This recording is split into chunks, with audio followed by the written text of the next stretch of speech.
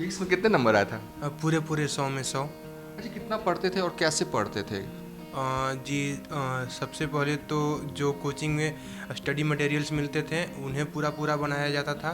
उसके बाद से प्रीवियस ईयर क्वेश्चंस को कई एक बार दोबारा चौबारा रिपीट कर कर के उसे बनाया जाता था। और फिर एच सी वर्मा एक नामी किताब है, उसे बनाना होता था। उससे ज़्यादा और कुछ नहीं करना होता था सर। कोई कोचिंग चुनना है तो उस कोचिंग के नीचे खड़े हो जाए, एक दिन नहीं खड़े हों, कई दिन खड़े हो के उसमें से निकलते हुए। क्योंकि मान लीजिए किसी एक बच्चे से आप पूछे और वो बच्चा पढ़ाकू है नहीं, उससे पूछे तो खराब बोल देगा कि यहाँ समझ में नहीं आता है, जबकि गलती उसकी है, वो पढ़ाकू है नहीं।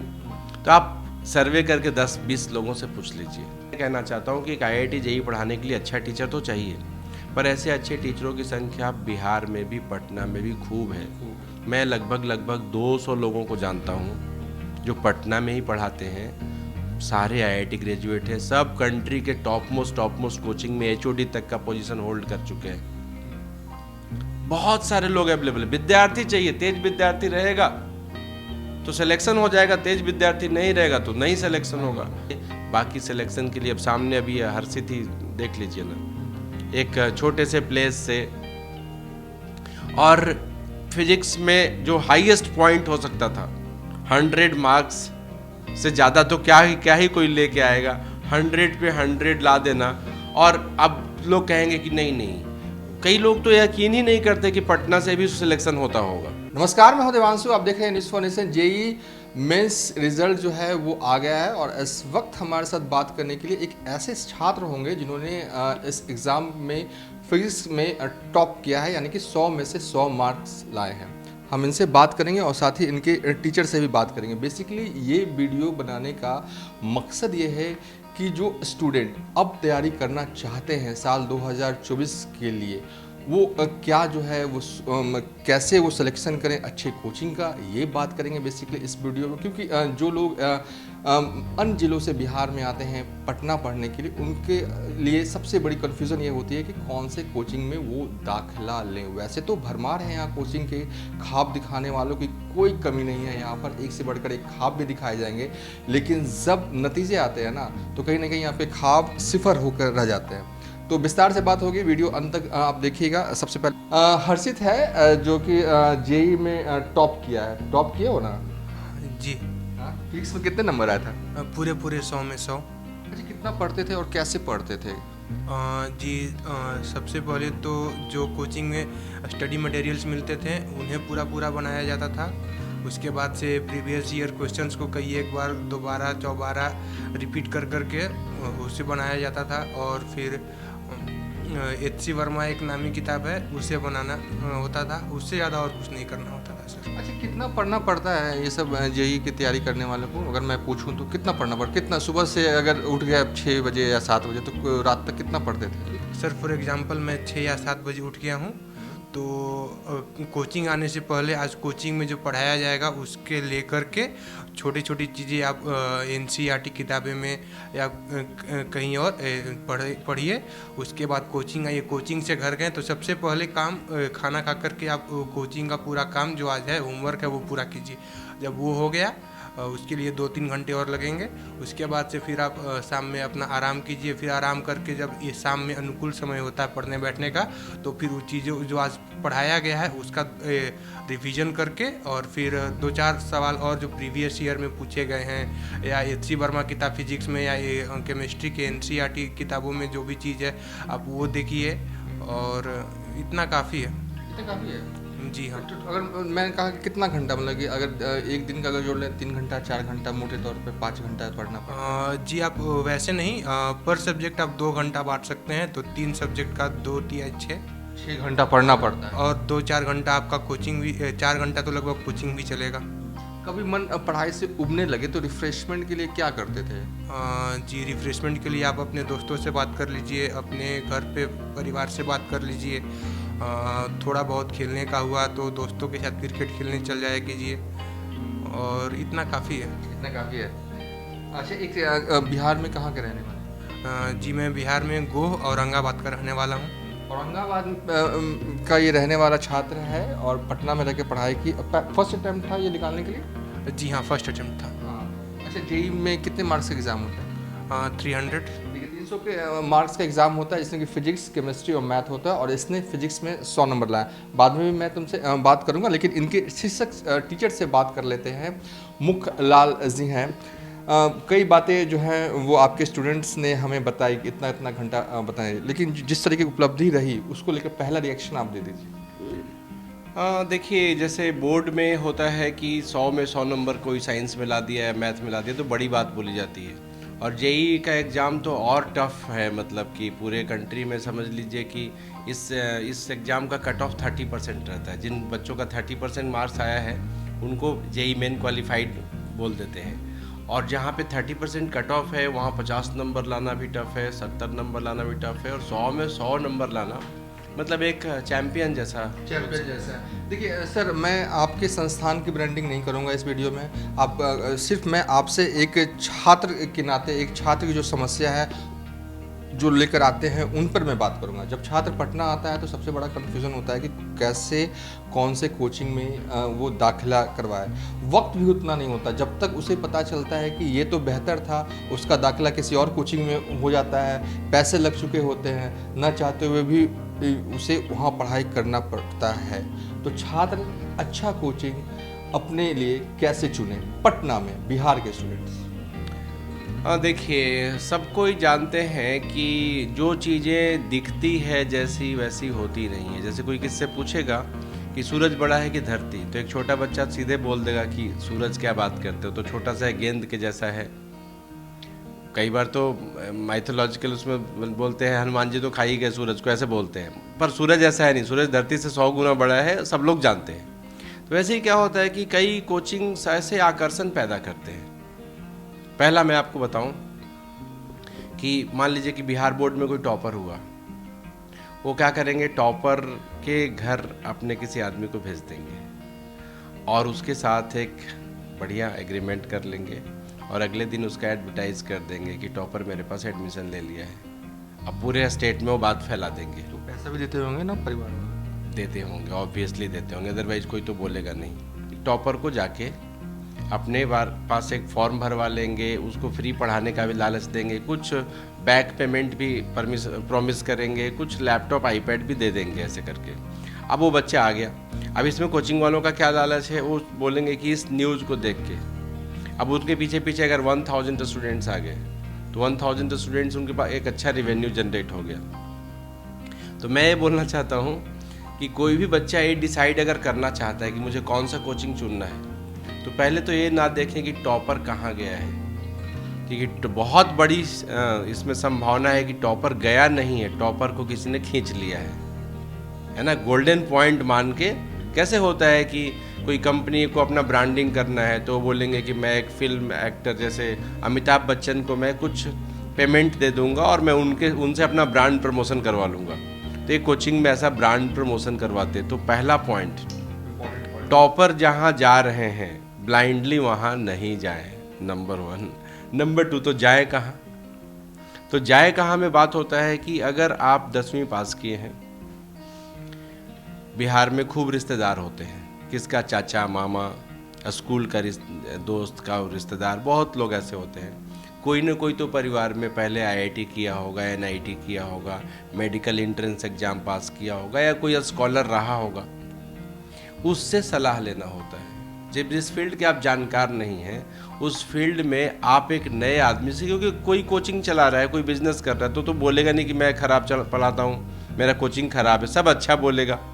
तो आपको पता कैसे चलेगा कि ये अच्छा है कि खराब है? तो इसके लिए आपको जाना पड़ेगा अपने सगे संबंधी जिन पे आप यकीन करते हैं, उनका रिकमेंडेशन लीजिए, क्योंकि वो किसी कोचिंग में पढ़ा होगा।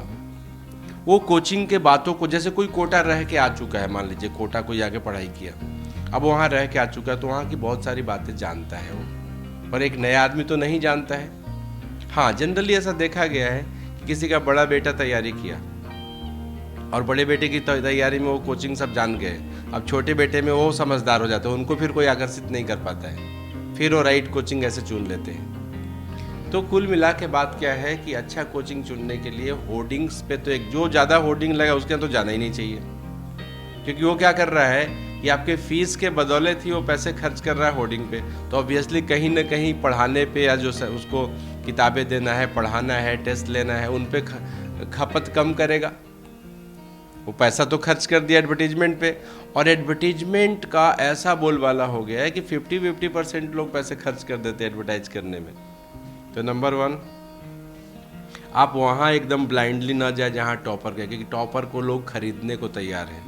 कोचिंग इंडस्ट्री करोड़ों करोड़ रुपए की है, लोग पे कर देते हैं और टॉपर्स को आकर्षित कर लेते हैं। नंबर 2, आप वहाँ जाएं जहाँ पे आपका कोई घर परिवार रिश्तेदार का कोई पढ़ा होगा असली में, वो झूठ नहीं बोलेगा क्योंकि वो कॉमर्शियलाइज्ड पर्सन नहीं है, वो बताएगा, रिकमेंड करेगा, उसके बेसिस पे जाएं। और नहीं तो एक और अच्छी बात है, कोई कोचिंग चुनना है तो उस कोचिंग के नीचे खड़े हो जाएं। एक दिन नहीं खड़े हों, कई दिन खड़े हो के उसमें से निकलते हुए, क्योंकि मान लीजिए किसी एक बच्चे से आप पूछे और वो बच्चा पढ़ाकू है नहीं, उससे पूछे तो खराब बोल देगा, यहाँ समझ में नहीं आता है, जबकि गलती उसकी है, वो पढ़ाकू है नहीं। तो आप सर्वे करके 10-20 लोगों से पूछ लीजिए, 20 में से मान लीजिए कि सबने कह दिया खराब, तो वहाँ से तुरंत भाग जाइए। 20 में से मान लीजिए बहुत लोगों ने, 18 लोगों ने, 17 लोगों ने, 15 लोगों ने कहा कि अच्छा, तो आपके लिए वो राइट पॉइंट हो सकता है। तो ये कुछ सजेशंस हैं जिसके बेसिस पे बच्चे चुन सकते हैं कुछ। ये इम्पोर्टेंट है। अच्छा, आजकल तो क्या कहते हैं, टोपी, टी शर्ट और अम्ब्रेला का ज़माना आ गया, छात्रों को दे देते हैं, लगता है, तो इस पे भी कुछ कमेंट एक्चुअली देते हैं क्या? नहीं, हम नहीं देते। एक्चुअली क्या होता है, बैंड पार्टी एक चलता है ना, जैसे बैंड एक सिमिलर ड्रेस लोग पहन लेते हैं ताकि रिकॉग्निशन हो जाए। तो एक्चुअली क्या हुआ है ना कि IIT JEE का प्रिपरेशन एक बहुत ही मतलब डेप्थ वाला चीज़ है, ऊपर ऊपर आप नहीं कर सकते। पढ़ाने वाले भी बहुत डेप्थ वाला आदमी चाहिए। कितने लोग कंट्री में IIT का सवाल बना सकते हैं? 10 लाख लोग IIT की तैयारी करते हैं, 10 लाख में से 9 लाख लोग को तो तैयारी नहीं करना चाहिए, क्योंकि वो 9वीं 10वीं में अच्छे विद्यार्थी नहीं है। IIT की तैयारी करने के लिए कम से कम क्लास का जो टॉप 10 का बच्चा नहीं, उसकी योग्यता नहीं है तैयारी करने की, पर तैयारी करते हैं। क्यों? क्योंकि उनको लगता है कि शायद मेरा भी हो जाएगा। लॉटरी सिस्टम जैसा चलते हैं कि ठीक है, मैं, अच्छा कोई बच्चा IIT की तैयारी कर रहा है तो पिछले 10 साल से पढ़ रहा है ना, तो क्लास 1, 2, 3, 4, तो 10वीं तक अगर वो अच्छा नहीं पढ़ा तो 11वीं में बहुत चमत्कार नहीं होगा। पढ़ने में कमज़ोर कौन है? जो पढ़ने में ध्यान नहीं देता है, जो रोज़ रेगुलर स्कूल जाता है, रोज़ होमवर्क करता है, वो तो अब ऑब्वियसली बच्चा पढ़ाकू हो जाता है। तो बच्चा 10 साल तक कुछ किया नहीं तो कमज़ोर हो गया, अब सोचता है कि चमत्कार होगा 11वीं 12वीं में और मैं IIT कर जाऊंगा। सपने दिखा देते हैं उसको कोचिंग वाले भी। हाँ बेटा, क्यों नहीं कर सकता है? कोचिंग वालों को तो बीच में 2 लाख रुपए का फीस आ गया, कर सकता है, क्यों नहीं कर सकता है? अब बच्चा जब वो ज्वाइन करता है तो उसको कुछ समझ में नहीं आता है। तो समझ लीजिए ऐसे 10 लाख टोटल भीड़ है, 10 लाख में से 9 लाख एकदम भीड़ का हिस्सा है, 1 लाख जेन्युइन तैयारी कर रहे हैं। मतलब कितना परसेंट? 10%। मेडिकल में भी ऐसे ही है, 20 लाख लोग एग्जाम में अपियर होते हैं, 2 लाख जेन्युइन क्राउड है और 18 लाख ऐसे भीड़ का हिस्सा है। सिमिलरली कोचिंग में भी अगर 100 कोचिंग्स हैं, 100 कोचिंग कहना ठीक नहीं है, 100 टीचर्स अगर हैं, तो टीचर में भी 10% ही टीचर हैं जो जेन्युइन तरीके से IIT का सवाल बना पाते हैं और मेडिकल का सवाल बना पाते हैं। 90% टीचर का भी वही हाल है जो 90% बच्चों का है। तो बढ़िया कम्बिनेशन एक बनता है, बच्चा भी पढ़ने वाला नहीं और मास्टर भी पढ़ाने वाला नहीं, और वो बढ़िया इंटरटेनमेंट चलता है, बढ़िया 20 में 2 लाख रुपए का फीस आता है और मज़ेदार तरीके से चलता है। पटना के कोचिंगों में होता है, ये पूरे भारत में होता है। पूरे भारत मैं तो कोटा में नौकरी किया हूँ 3 साल। अपने टाइम में मैं पढ़ाता था, मैं पढ़ता भी था कोटा में। एक बंसल क्लासेस करके कोचिंग था, बहुत फेमस। तो बंसल क्लासेस में एडमिशन होने के लिए बहुत एक टफ एंट्रेंस एग्ज़ाम होता था। टफ एंट्रेंस एग्ज़ाम होता था तो वहाँ पे जो भी बच्चा एडमिशन मिल गया बहुत पढ़ाकू होता था, बहुत जेन्युइन होता था, डिसिप्लिन में भी अच्छा रहता था, और बंसल सर का नाम दिन दूना रात चौगुना बढ़ता जा रहा था।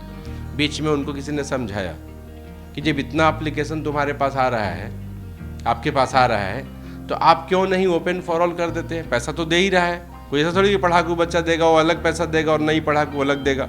उनके मन में भी एक टीचर के मन में वो पैसे के लिए आ गया कि मैं क्यों ना 100 करोड़ का मालिक बन जाऊँ, 1000 करोड़ का मालिक बन जाऊँ, सब लोग बन ही रहे हैं। उन्होंने ओपन फॉर ऑल किया। वही बंसल क्लासेस जिसमें मात्र वो 500 बच्चों को पढ़ाते थे और लगभग सब बच्चों का सिलेक्शन हो जाता था। 500 में 300, 200, 250 सिलेक्शन होता था। बीच में उन्होंने ओपन फॉर ऑल किया और 25,000 बच्चे उनके कोचिंग में पढ़ने लग गए और कोटा जाने लग गए। अगले ही 2-4 साल, 5 साल, 7 साल होते होते वो कोचिंग आज विनाश हो गया। बंसल क्लासेस अब नहीं है। तो जो भी कोचिंग ओपन फॉर ऑल किए हुए हैं, जो किसी भी बच्चे को आईआईटी का तैयारी करवाते हैं, आज न कल उनका कोचिंग बंद हो जाएगा। ये दूरदृष्टा उनका दिख नहीं रहा है। वो कह रहे हैं कि अभी पैसा आ रहा तो क्या रोके। वो पैसा तो दे रहा है पर उनका शिकायत भी तो करेगा कि उनको पढ़ना तो है नहीं। पर मान लीजिए कि जो कोचिंग चला रहा है वो इसी फिलॉसफी में है कि पढ़ाने से कुछ नहीं होता है, मार्केटाइज करो, बच्चा को ले आओ, जो पैसा आएगा उसमें 30-50% एडवर्टाइज कर दो, अखबार में डाल दो। कई लोग तो प्रिंसिपल और टीचर्स को पैसे दे देते हैं कि अपने बच्चों को रिकमेंड करके मेरे पास भेजिए। अच्छा, एक सवाल है कि देखिए बिहार में इंटरनल माइग्रेशन है, बिहार के अन्य जिले के लोग पटना आते हैं, लेकिन अब एक नई सोच जो है यहाँ पर विकसित हो रही है कि जो तैयारी करने वाले छात्र हैं मेडिकल की, इंजीनियरिंग की, कि चलो हम बिहार से बाहर चलते हैं, हैदराबाद चलते हैं, कोटा चलते हैं, दिल्ली चलते हैं। तो क्या वहाँ जो है वो पटना से बेहतर पढ़ाई हो रही है? मैं इस पे बताता हूँ। एक्चुअली 11वीं 12वीं का जो साइंस है वो ठीक है, अच्छा साइंस है, पर कोई भी आदमी आईआईटी से ग्रेजुएट है, एनआईटी से ग्रेजुएट है, और आईआईटी एनआईटी से ग्रेजुएट ना भी और वो स्कॉलर विद्यार्थी कभी रहा हो और 5 साल 7 साल जम के कहीं पढ़ाया हो, ऐसा आदमी कहीं भी आईआईटी मेडिकल की तैयारी कराने में पूरी तरीके से सक्षम है। और वो पटना तो छोड़िए, पटना तो बड़ा शहर हो गया, गया में, छपरा में, मुजफ्फरपुर में, भागलपुर में, हर शहर में 10-10, 20-20 आईआईटीएंस हैं आज। वो अच्छा पढ़ाते हैं, पटना में भी खूब पढ़ाते हैं। तो कोटा, दिल्ली, हैदराबाद जैसे, अब आपको मैं ऐसे समझाऊं कि आप एक साबुन खरीदने गए किसी बड़े मॉल में, वहाँ भी साबुन ही मिलेगा, और साबुन खरीदने गए छोटे से दुकान में, वहाँ भी साबुन ही मिलेगा। समझ रहे ना? तो कितना बड़ा कोचिंग हो, कितना बड़ा शहर हो, पढ़ाएगा तो टीचर ही। अब वो छोटे से ऑर्गेनाइजेशन में पढ़ाए चाहे बड़े से ऑर्गेनाइजेशन में पढ़ाए, तो लोगों को लेकिन क्या लगता है कि बड़ा शहर, बड़ा नाम, उसके पीछे भागते हैं। वजह भी है क्योंकि बड़ा नाम, बड़ा शहर होने से उनके पास इतना पावर हो जाता है कि वो देश के सभी लोगों में अपना न्यूज़ पहुंचा देते हैं।